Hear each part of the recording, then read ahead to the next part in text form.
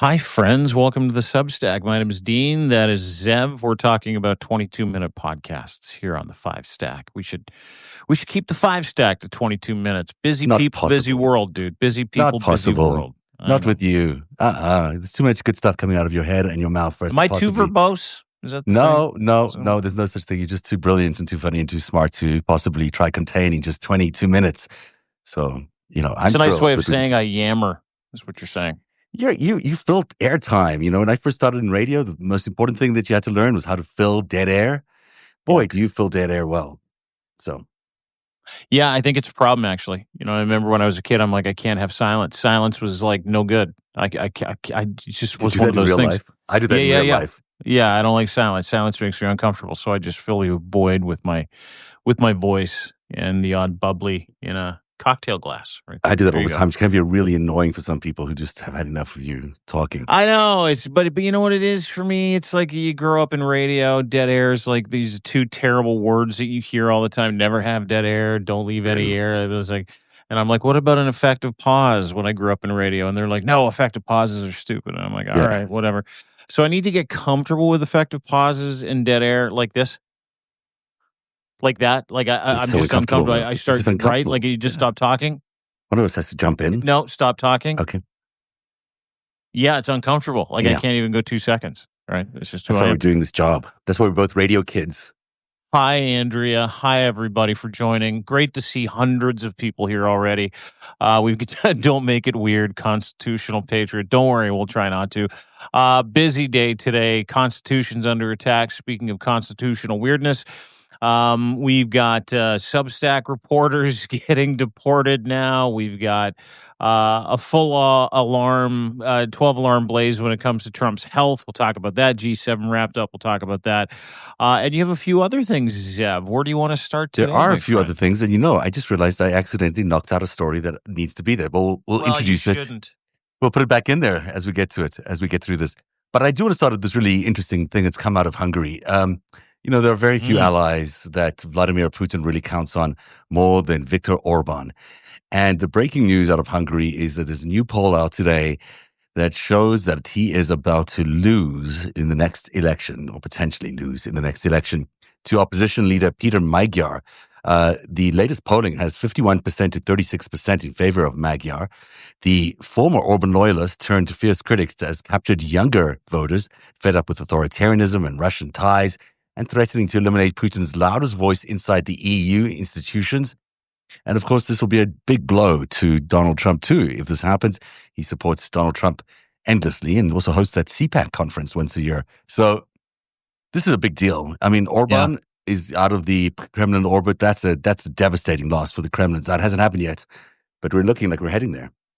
Yeah, when a European country decides to get rid of its Putin-aligned leader, the rest of the world does backflips. You saw what happened in Romania, where the Romanian Putin candidate almost won prior to another Romanian Putin candidate getting arrested with a whole bunch of Russian money in his basement, and there's a whole bunch of fucking visas and illegal work permits and stuff like that.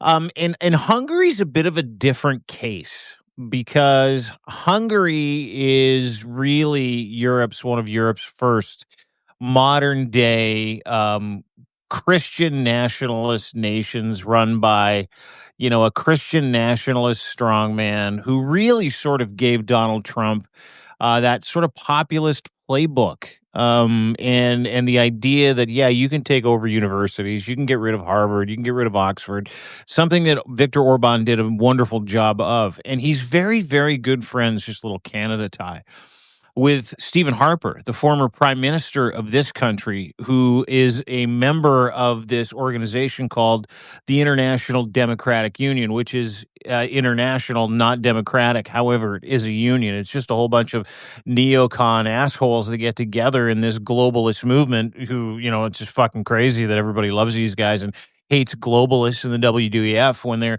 worshiping the IDU and people in it like Stephen Harper and Viktor Orban and Russia and in India, et cetera, et cetera, et cetera. Anyway, that's a whole other story. But Viktor Orban's in serious trouble. He now is down 16 points to a former loyalist in his own party. He is going, a young dude, charismatic dude who's like, hey, we can't be friends with Russia. We need to get away from Russia. We need to get away from imperialism. We need to embrace democracy. We need to go full force into the EU. We need to admit Ukraine to NATO and the European Union. Ta-da, ta-da, ta-da, ta-da, ta-da. And Hungary has been that holdout vote in every EU vote when it comes to sanctions. And Putin has his hooks in that fat fuck. He really, really does. He really does. Pardon the language. But that fat fuck, Viktor Orban, is an opportunist. And every time it comes to him getting that sweet EU grant money for roads and infrastructure, he suddenly right-sizes himself so he can pay all the people that he's been paying off all year. Viktor Orban is a terrible fucking human being who deserves nothing but a 20 to 30 point loss and to be sent to the fucking lockers for the rest of his life. They call him Mini Trump. Even though he looks like he's a statesman, he definitely is not. And Hungary is in for a rip if the incumbent wins and this gentleman loses, the guy who's up against Orban right now, because he's got such a huge lead. People are now talking about whether or not Orban's going to fix things at the polls so that he can stay in power. So there you go. He might try. The thing is, Hungary is now officially the EU's poorest nation. And that's all happened under Orban. I mean, the reality of it is these authoritarian rulers suck at running economies. They don't do good under capitalistic rules. They don't care about capitalism, as we've seen here in the United States. And so the reason he's actually getting turfed out of power is because he's, Russian, because he's, not the nicest guy in the world. But it's also the economy. The economy is stupid. That's exactly what it is. And because he can't run an economy the way it needs to be run in order to compete with other European nations, it means that his entire nation is in decline. It means that unemployment is really high. And it means that they have nothing to hold on for, no hope to hold on for. And it's exactly the same fate. MAGA people, let this be a caution to you. This is what's happening in America. In just a few years, you can go from being a up and coming great European nation to being the poorest in the lot and suffering. And your career as a politician, in his case, could be well over. Let's just point it out. I don't have a problem with ideology, although if you identify as a human being according to a political ideology, I immediately discount everything that comes out of your mouth. Like if you say I'm conservative, I'm like, oh, okay. If you say I'm liberal, I'm like, yeah. Whatever. Like I just don't trust you. But let me just point something out. The worst run countries in the world are run by authoritarians or neoconservatives. In the case of the worst run provinces in Canada that are being run into the fucking financial ground, they're all run by conservatives. Red states in the United States. The reason why literacy is like a 4th, 5th grade level, they're the poorest fucking states in the United States of America, is because they're run by fucking conservatives. And I don't have an anti-conservative, anti-liberal, anti-socialist, anti-Marxist bent. I don't care. I think that anybody that uses their political designation as a way to identify their personality, who they are and where they are, I think is the weakest shit on the planet. But it goes without saying, you look at Hungary being the poorest country in the EU after being kettled by Viktor Orban for the last 10, 12 years. And you look at every red state, you look at the United States of America right now with a negative GDP growth number. You look at every province and every red state that is currently underwater. In Canada, it's Alberta and Saskatchewan. Absolutely deadly places to live when it comes to crime rates, when it comes to measles, when it comes to vaccination rates, when it comes to literacy rates, when it comes to education. Conservative run provinces. And it's no different anywhere else in the world because that ideology just breeds selfishness. It breeds oligarchy. It breeds greed, corruption, et cetera, et cetera. So think about that the next time you identify as a red state or a conservative. You're the fucking worst of the worst. It's been borne out and continues to, and Hungary's a great case study for that. There's a reason economies do better under democratic governments in the United States than under Republican governments, and that's because they run economies better. Speaking of Russian puppets, Trump has excluded intelligence chief Tulsi Gabbard from Iran deliberations after she contradicted his nuclear claims and posted an anti-war video. This is the same time that Pentagon officials have told him that America's most powerful bunker buster bomb probably can't destroy Iran's deep underground Fordo nuclear facility. Defense experts briefed Trump that only a tactical nuclear weapon could completely eliminate the 300-foot deep site. That's why he's now saying he'll decide within 2 weeks. Whenever he says he decides within 2 weeks means he has no clue what he's doing. He's just going to think about things for 2 weeks because he's obviously been told these bombs that he hoped would destroy the facility, they ain't going to work, and he can't throw a nuclear bomb at them. Yeah, interesting because there's two different parts of that story. Tulsi Gabbard, who's on the outs, the DNI, who's now on the outs with Donald Trump, who weeks before he decided that he was going to say that, oh, yeah, Iran's got nukes. They're working on it. They're so close. She stood in front of the Senate and Congress and is like, yeah, there's no way they're going to be able to create a nuclear bomb. They don't have the capability. Iran's nowhere near it. This is weeks before the whole thing erupted with Israel, weeks before. And then, a week ago, she puts out this, nuclear Cold War video, begging the world to kind of chill out. And that pissed off Donald Trump. And this is before Israel struck Iran. And somehow she's run afoul. I mean, she's a moron. Don't get me wrong. Yeah. Tulsi Gabbard's a captured Russian asset and a complete fucking moron and way out of her depth, and I get it. But Donald Trump hired her. And now she's on the outs because of something she did that upset him because he's now taken a different course. It's fucking hilarious to me. Well, like, what so are we beholden. talking about here? I know she's beholden to him, but he's upset because of revisionist history. Like, he's going to fire her because she did something that upset him because she did it before he got a chance to change his mind and decide to attack Iran, which looks very much imminent at this point. Some say by this weekend. It's fucking wild that nobody is having that conversation about Tulsi Gabbard. Not that I give a shit at what happens to Tulsi Gabbard. It's just somehow she's run afoul. It would be like, you saying, hey, Dean, let's listen to your podcast from 2 weeks ago. And I go, okay. And then you start listening to it and you're like, okay, stop the tape, Dean. I told you not to talk about that subject. And I'd say, yeah, but you told me that yesterday. And you're like, I don't care. You've still done something wrong. And then you play the tape again and you hear something and you're like, what did I just tell you? I'm like, dude, you just told me that today. Like it's the exact same scenario, an exact same course. But what we're seeing is the breakup. We're seeing Putin and the rest of the coalition within the MAGA movement is breaking up. And Tulsi Gabbard is beholden to Putin. Putin is desperately trying to stop any escalation against his ally, Iran. And he is finding it hard to get Donald Trump to do what he wants him to do at this point, because Trump seems to be listening to Bibi or somebody else at this point. So that breakup is really evident. And I think we saw it in the Tucker Carlson thing that we saw yesterday with Cruz. And we're seeing it now with Tulsi Gabbard. She's so beholden to Russia. And she was probably given that position as a gift to Russia. And now it's all coming home to roost as she is at odds with the presidency, which is, potentially at war with Iran. Who'd have thought? Who'd have thought? Having Russian assets and completely unqualified people in your cabinet would be bad business. I thought he was wholly owned by Russia. Apparently, he's owned by all these other entities too. So we'll see who ends up winning. It'll be like the survival of the fittest. Who survives? It's just 2 weeks thing, dude. He's like, he gives the same people. He says it's 2 weeks. Just give me 2 weeks. Like, it's been 3.5 weeks since his last 2 weeks, and then today he's like, yeah, I'll let you know more about Russia and Iran in 2 weeks. I haven't decided if I'm going to attack Iran. Give me 2 weeks. It's his famous 2 weeks. Remember his infrastructure policy? Yeah, but dude, he passes the buck. Yeah, exactly. I got a concept. 2 weeks.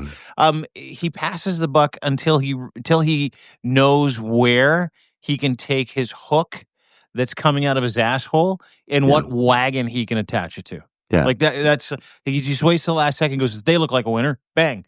They look like a winner. Bang. That's all Donald Trump is. He's the most performative asshole you'll ever see in your entire life, specifically in politics. Well, let's talk about the number. This was not the original number 3 story here, but I'm going to throw it in here because I'm interested in your reporting of the last few days about his health.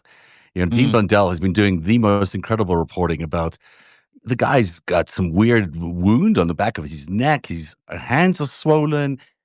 He looked like he couldn't stand up to meet the Juventus football club today when they came to visit him. I mean, he's not doing very well. We've commented on this before, but the very latest that you're talking about on your Substack is quite explosive. I mean, this guy is not really fit for office right now. No, he's not like I'll give you an example. So a few months ago, I get a phone call and it's my dad, and he's like, "Hey, we got to put grandma in a home."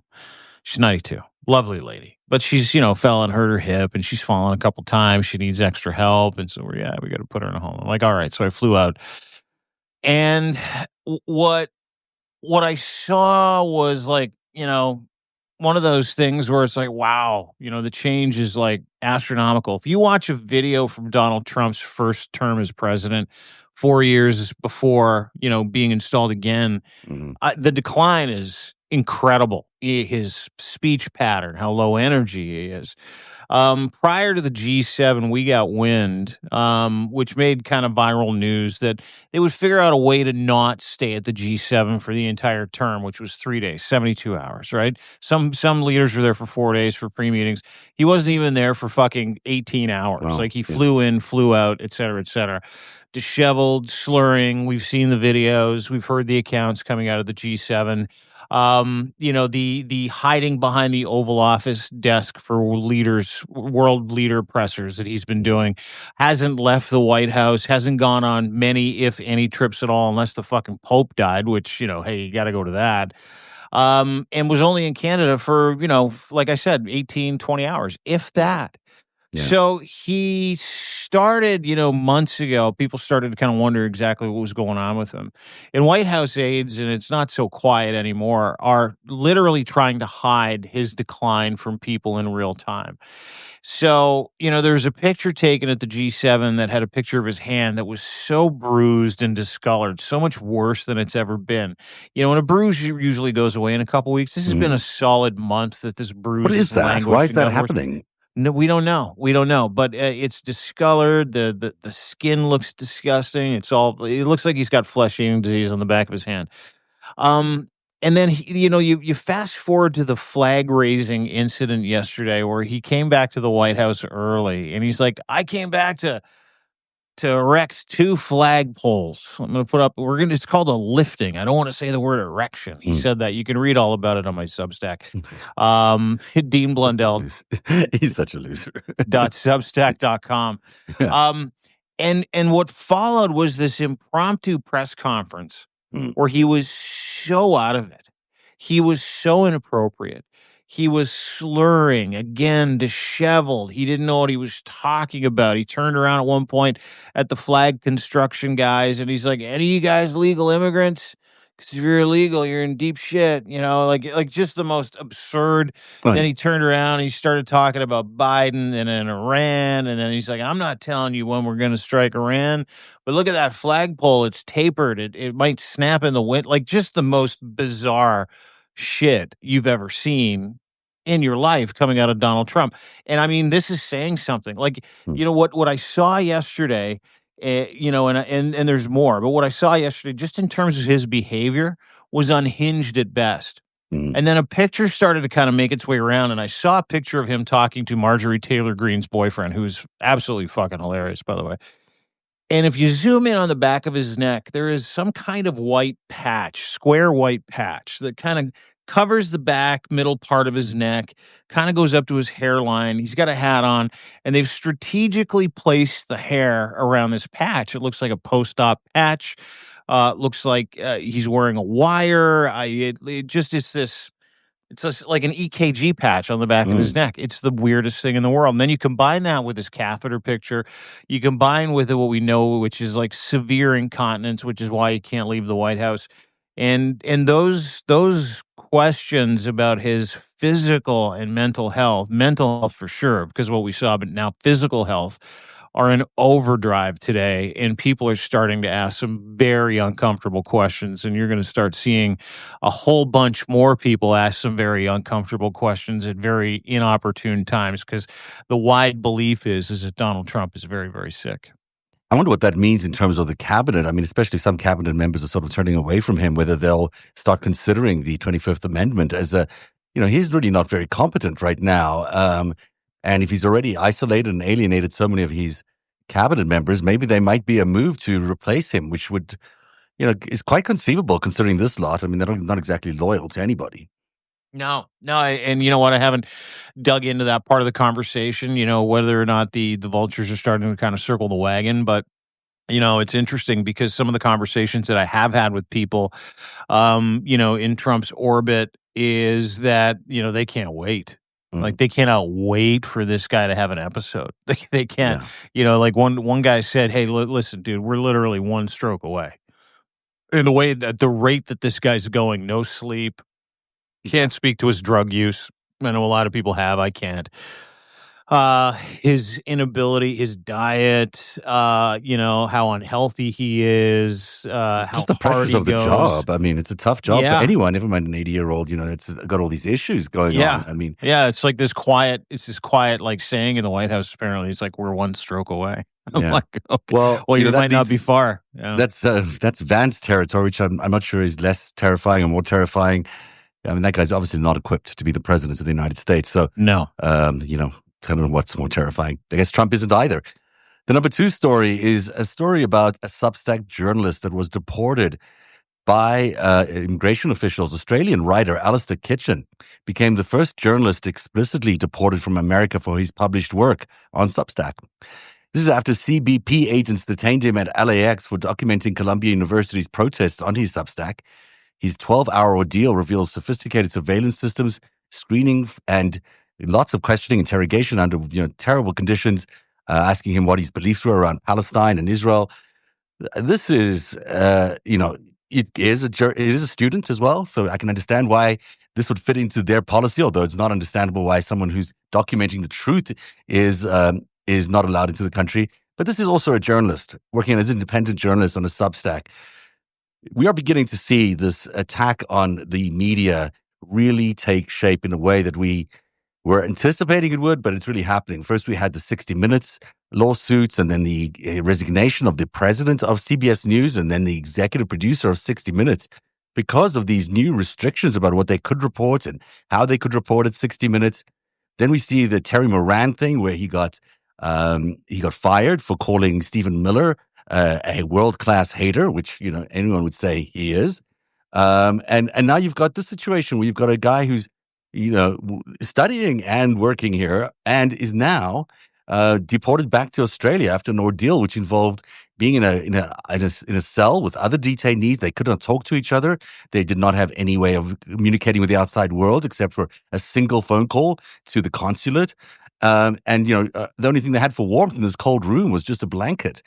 These are ridiculous conditions for someone who's basically reporting the truth. I mean, there's nothing in his reporting that was egregious or false or inflammatory. He was just part of this protest. He wrote about it.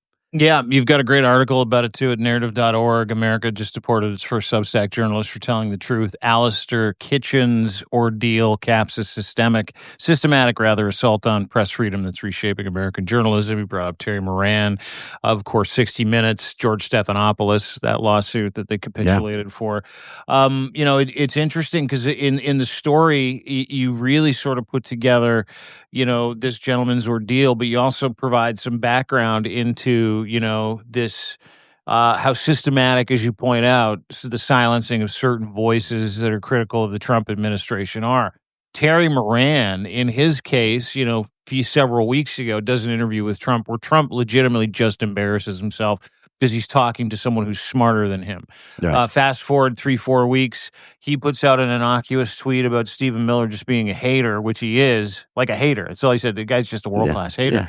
And he gets fired. 28 years. 28 Yeah. years One of the best journalists they at have ABC there. I mean, really, it's without top-notch. fucking question. And so now let's talk about Alistair Kitchen.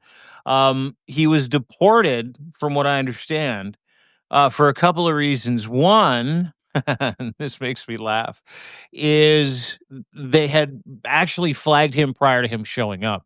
Yeah, it's the new Is surveillance thing. Yeah. the surveillance that they had on him told Border Patrol, Customs and Border Patrol, CBP, that this gentleman was coming from Australia.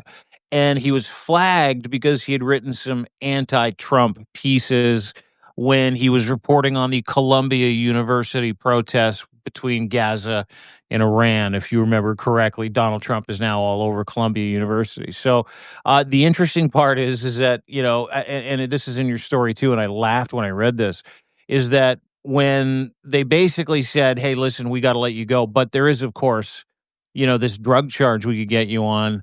And he's like, what the fuck are you talking about? Drugs. He's like, well, we went through your phone. We found a picture of you buying gummies in New York, where, by the way, weed is 100% fucking legal. Yeah. And so we can actually charge you for that. And he's like, no, you can't. He's like, I bought those in a state where you can buy legal weed, and I ate them in that state, and I no longer have them because I've already eaten them. And they're like, okay, well, we'll let you go this time, but you need to leave the country immediately. They said that he lied on his form. That was the thing. He lied on his form about his drug use, which was, negligible. Yeah. I mean, it's ridiculous. Well, but here's the thing, is that they knew he was coming. Mm-hmm. They made his life miserable. They made an example out of him. This is a fucking NATO country. This is an ally. This is Australia. This is some 28-year-old white guy from Australia that was writing sympathetic pieces about protesters and pieces that were antithetical to what Donald Trump seems to think is appropriate when it comes to treating people that he disagrees with great physical violence and disdain. Those were the articles that he wrote about what he's seeing, and none of it, it wasn't a war drum. It wasn't him advocating violence in any of the pieces. Yeah. And if you've read anything about this gentleman, he's this stand-up young man who is empathetic to both sides of the equation when it comes to Israel and Gaza. And he was just documenting, the university experience of not having free speech and what happened. And they fucking targeted him for weeks. Dude, I am deathly afraid to think of what they have on us. Well, chilling, really. But it does tell you that the surveillance system that they've now implemented, which is either Palantir or this other thing called Dragon, is doing its rounds, and it's being very effectively used against everybody that's coming into the country. So if you're filing a visa application, you can rest assured that they are diving into your social media posts. They aren't building a profile of you. They're probably cross-referencing that against all the other data they may have against you. There is nothing more invasive and more un-American than what is happening right now with the surveillance system that they're introducing. This has become a state that it feels nothing for profiling people just for their arrival in the United States. Well, who wants to arrive at a country and know that your entire life's been profiled, by Palantir and another big brother sort of, machine that's basically saying, everything that you've ever tried to keep secret from the world is out there for them to see. And the idea that a journalist, deserves certain protections, because it is very easy to target journalists with all sorts of false accusations, including this drug charge. I mean, someone on the chat was talking about how the Kremlin loves to do this. The Kremlin loves to plant drugs on journalists because it's so easy to then arrest them on drug charges. And the thing that journalists, I don't even think you can arrest a journalist or charge a journalist in. Maybe this has changed, but in Canada, I don't think you get to charge journalists unless the prime minister actually says, "I understand why that's going to happen. Let's do it." Because in most cases, it's the easiest thing to do, is to frame somebody for committing a crime. But in the United States, it's not only legal, apparently, you can deport somebody, to turn up their entire life and send them back home because of the work that they do. Now, this guy had a small following on Substack. Maybe it's 2,000 people now. I can't imagine what it was before. It must have been negligible. And yet they found this article, and yet they profiled him, and yet they said that he couldn't come in. Well, what? And they waited for him. You know how many man hours? You know how many dollars went into? Dude, for weeks. Yeah, probably hundreds of thousands of dollars went into them casing this fucking student Substack journalist from Australia who was planning a trip to the United States of America so he could experience it, because he wrote a couple of pieces that really upset the regime. That's fucking Russia, China shit, dude. That's where we are. This is we're full on FSB, Chinese Secret Service. You wrote something, you get apprehended at the border because their dear leader just didn't fucking like it. That's where we're at. And you're watching it these, and here's the thing: is that anybody can kind of hide behind the word journalist. Like Heather Cox Richardson, God bless her, called me a journalist in her piece the other day, which was really lovely. She then corrected it and said shock jock, which I'm also not, but whatever. Um, but anybody can hide behind that moniker now, and you see people do that. There's people in Canada that have LARPed as journalists. Now, I'm fortunate because I've got 20 years doing a morning show at a big radio station in the city of Toronto, so I could feasibly probably call myself a Yes, journalist, but I I think you could. refuse to. Like, I just not one of those things. But you have complete and utter fucking wastes of space, like this guy named the pleb truck driver or Cat Canada, Yeah. people who were out of luck, out of time, out of options, who turned to YouTube and called themselves fucking journalists, and they spew hate that they should get arrested for. So, I'm of the opinion that, hey, listen, we should probably have some standards when it comes to who calls themselves a fucking journalist, and we should probably have some standards when it comes to who we identify as media outlets. Mhm. I don't think, and Elon Musk says this all the time, you're a journalist. If you're on X, you're the news now. No, you're fucking not. No, you're not. Like, you're just not. There are He people isn't a who are journalist either. no, So fuck no. He's not a yeah. newspaper. He's not a news outlet. He said that the other day. He's like, we're the number one news app in Canada. No, you weren't. You weren't even the fucking top 100, by the way.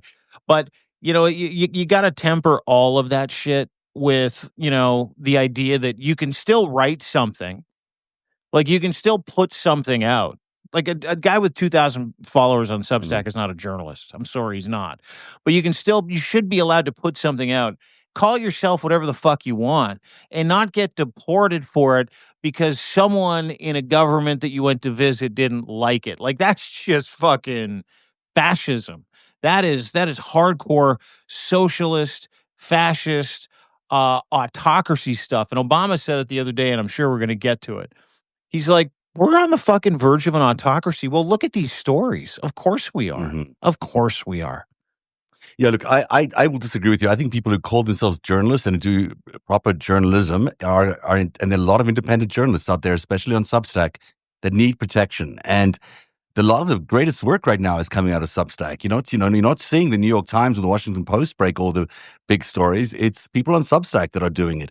And it's a very interesting case that, if Substack is now being actively surveilled by the US administration and obviously are targeting journalists or people who are posting on Substack, that is a significant development because there are very few places that independent journalists can go and work and publish and earn a living. Substack happens to be one of them. And it's worrying to me that, the US administration, Donald Trump is busy, sending his AI trolls and monitoring everything that we're doing on Substack. That is not the place for the government. That is not where the government belongs. There is a fourth estate in America, and the fourth estate is meant to be independent. It's not meant to be under the surveillance of the Trump administration, the DOJ, the ICE, or Palantir, or any of these other organizations that they've now digitally surveilling all our work. It's not how it's meant to work. The fourth estate exists to report on the other three so we can ensure that we have a proper functioning democracy. And we're just, no one seems to be as fired up about this, but I think people should start getting fired up about it because it's going to start with this journalist with 2,000 people who's a student as well. So there's many reasons around that. But you got to know they're all over Substack. That's basically what they're saying is that they're surveilled. I don't even know if anyone had really read half of the stuff that he had put out there, but the AI crawlers, they read it, and the government found out about it, which is which tells you how in deep they are and how much of Substack they must be looking through in order to identify people and their beliefs. Oh, listen, for 1 second, I mean, I want to make the separation between journalism and not journalism, and people that hide behind those people behind that word journalist, because there are some terrible people who do it. That should be a point of distinction. But 100% completely agree with you. Is that the best information is coming out of independent journalists? The best writing is coming out of Substack. The best content, unfiltered, that you have access to is right here, and we see the reward for it, whether it's our followings, whether it is, in people sharing stories, sharing the news, sharing our insights, sharing facts that we give people. And I tell people that in a lot of my posts. I'm like, hey, listen, don't just believe me. Go out and fact check this story and others. But make sure that you follow independent journalists, because if it wasn't for independent journalism, no King's Day would not have happened. If it wasn't for independent journalism, you wouldn't know anything about the truth when it comes to what's going on in Los Angeles, when it comes to ICE raids. If it wasn't for independent people, and you're seeing a lot of really legitimate mainstream media people, whether it's Jim Acosta, whether it's Katie Couric, Katie Fang, you're seeing so many big time names. Terry Moran is now over at Substack. Go to Substack, not just because of the functionality, but because they get a chance to interact with you, and there's nothing like it.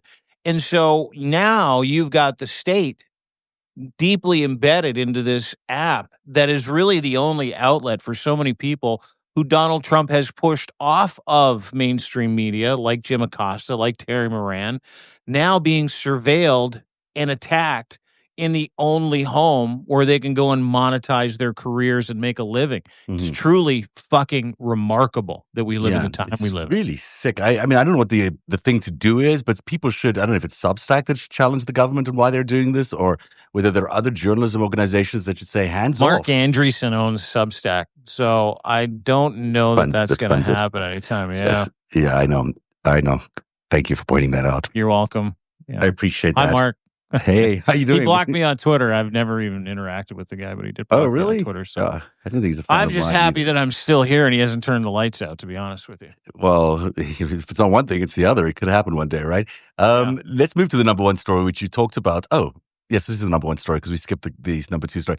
The number one story is all about Barack Obama making an urgent warning about autocracy. He says that he's it was in Hartford, Connecticut, actually, that he did this. He said America is dangerously close to normalizing autocratic behavior, and that democracy is probably as weak as it's been since I've been alive, meaning he's been alive.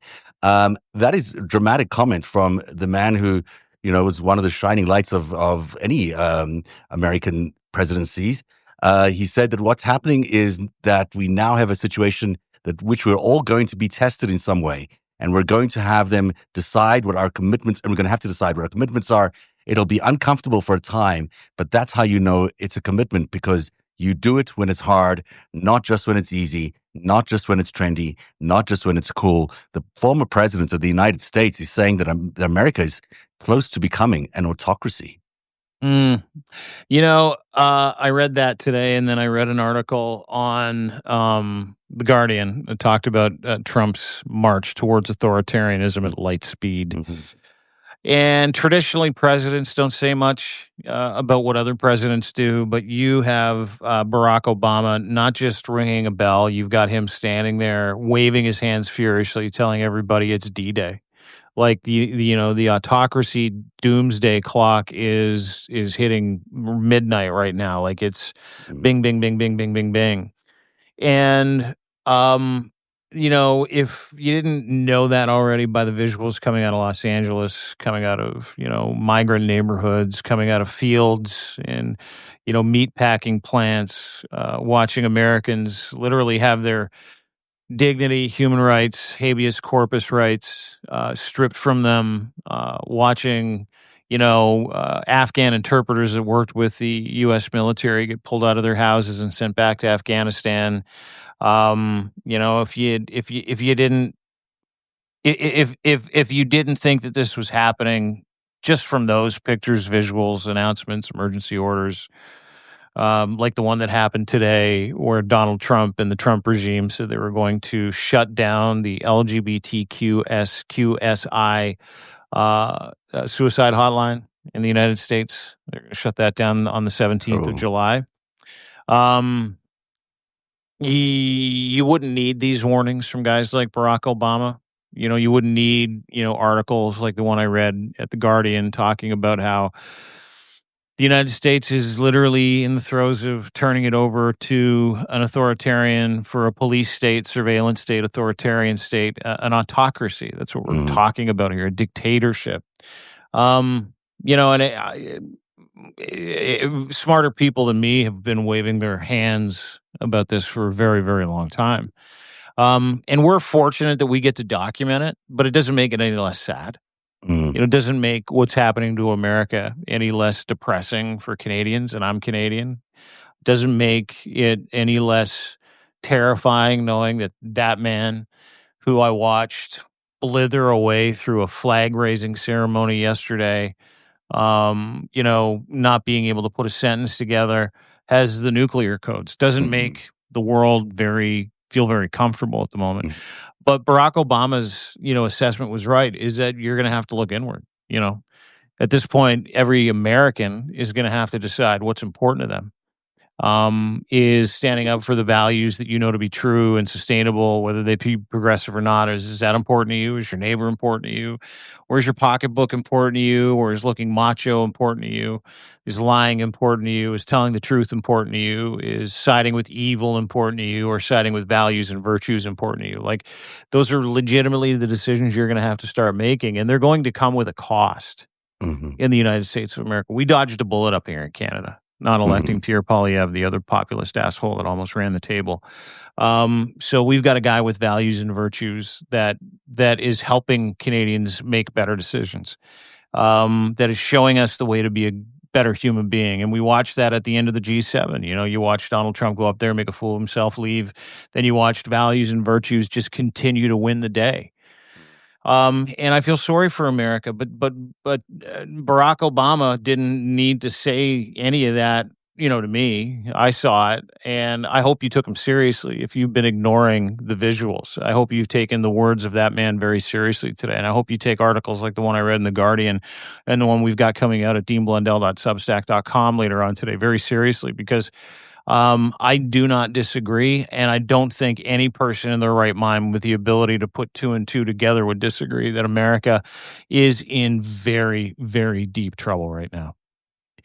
Indeed. So it's really well said. There's also a call to action that's in his speech, in his address, that needs to be heard. I mean, he basically said that democracy doesn't just, function without people participating in democracy. It needs people to activate themselves, whether it's people inside the government or people outside the government or people in civil society. He said there has to be a response and pushback from civil society, from various institutions and individuals outside of government, but also people inside of government who say, no, you can't do that. Within parties, no, you can't do that. And that pushback needs to get louder and louder and louder, because this is a pivotal time. And I have no doubt Americans are going to succeed in regaining their democratic footing. I have no doubt of that. But it's going to take a lot of effort, and it's going to take a real willpower. It's going to be reaching to the very depth of your soul, and it's going to have that. You're going to have to find that moment, that pain, or that whatever it is that's causing you all this anger right now. This current government, you're going to have to turn it around, and you're going to have to build something better out of this. And there is a way out of this. We're seeing it in Hungary today, as Orban might be facing his defeat. That is quite a significant thing. If he can be defeated, Trump can be defeated. And what it's going to require is a lot of very smart awareness of everything that's going on right now. We have the evidence around how much autocracy is available in this country right now is massive. I mean, we on the Trump tyranny tracker every day. Yeah, you don't need many more receipts, do we? Yeah, the receipts are there. They're just endless. So we know it's here. We know it's going to be coming at us at an even greater pace. Now is the time. Wherever you can, however you can, you have to push back against this autocratic government. And that means finding the small ways to push back, the small resistance ways, which could mean the things you do in your job, as Obama's suggesting. If you're in government and they're asking you to do something you shouldn't do, resist it. You can say no. You're still an individual if it's against the law. The same thing goes for every single person in every job that they have. And resist the temptation to fall for these red herrings they put out there, these things like immigration and the undocumented workers and all this other stuff. It's bullshit. All of that is just designed to, appeal to your core inner insecurities and your own core inner, frailties, I guess. But, the LGBT community is not going to destroy America. The undocumented workers are not going to destroy America. What's going to destroy America is the autocrats that are currently running America, that are going to lead us into endless wars, that are going to keep corrupting their way through our system like a cancer. I mean, the amount of corruption that's going on right now, unregulated corruption, day in and day out, where they're just handing out contracts to every crony organization and they can find. I mean, if your name is not Musk or Thiel, do you get a contract anymore out of the U.S. government, or do you have to have those names in order to get a contract from the U.S. government? This has been the ultimate disgraceful authoritarian takeover of a democracy you've ever seen.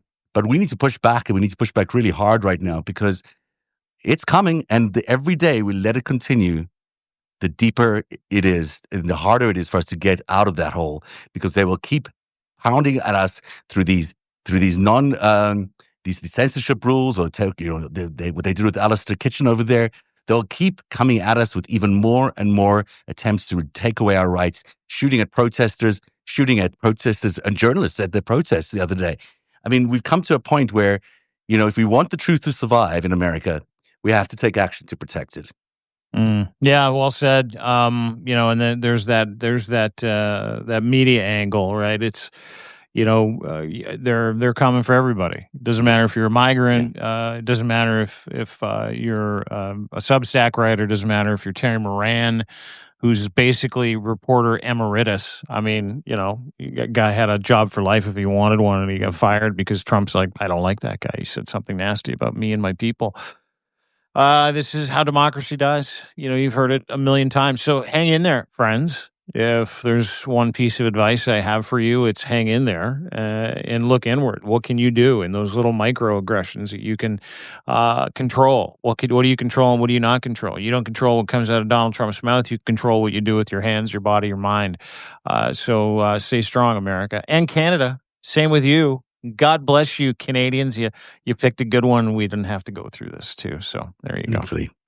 Yeah. That is the FiveStack for today. It is Thursday, June 19th, which will be back tomorrow for a Friday edition. And everyone should check out deanblundell.substack.com for all this great reporting about Donald Trump and his illness, but also about his democracy piece that's coming out later this afternoon. And on narrative.org, you can read my report about Alistair Kitchen, the reporter that was deported.